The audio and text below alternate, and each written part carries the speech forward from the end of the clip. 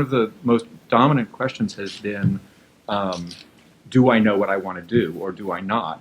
And over the years, I've observed that I really don't know what I want to do in any kind of big way, and that the world could possibly be broken into sort of people in two baskets, people who do know what they want to do and people who don't. And I think there is a group of people who at very early age have an idea, in their teens and their 20s, have a very clear idea that they want to be a English professor, they want to be a brain surgeon, they want to be a physicist. And the question of what sort of prepares them is of less interest to me than the question of what prepares the person who has no idea what they want to do, or an idea but kind of is going to need to sort of find their way to shape it into jobs. And I was certainly in that second category.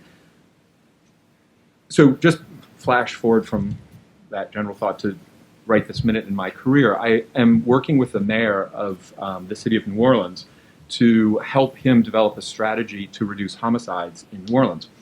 And the chances of being murdered on the streets of New Orleans is 10 times the chance in New York City.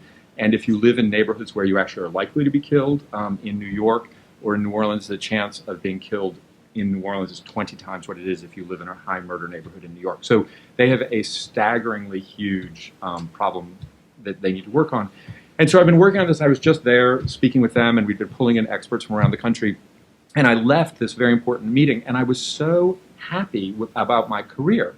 And I was so happy about the work that I was doing. And I was sort of thinking about how that was so that here, this English major and person who thought he was going to have a career in urban planning or in architecture had spent a couple of days with a bunch of cops and a mayor and, talking about arrests and young people's lives that are complicated in the systems that they're involved with and how they're broken.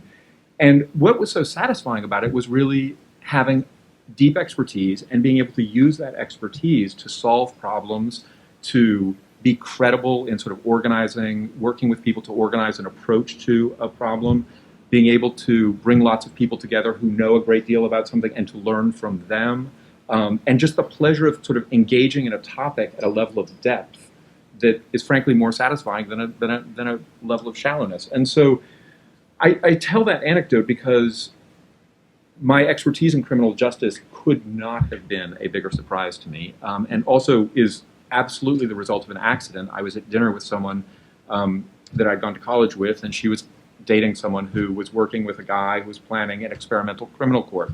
And that seemed interesting for that person, but of no interest to me. But then he decided to go off to law school, and the job opened, and he asked that I go and talk to his boss, and this led to suddenly myself working on an experimental criminal court.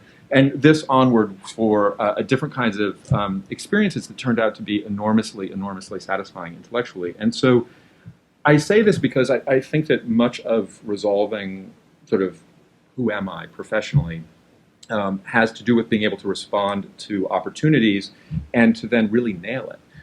And I have found that the humanities education produces skills that are invaluable for nailing it. So if you're out there in the world and need to be able to respond to opportunities which you cannot anticipate, which is what your future holds, unless you're one of these people who has a very precise idea of where you're headed, then being able to have skills that position you well for responding to these kinds of circumstances is really, really important.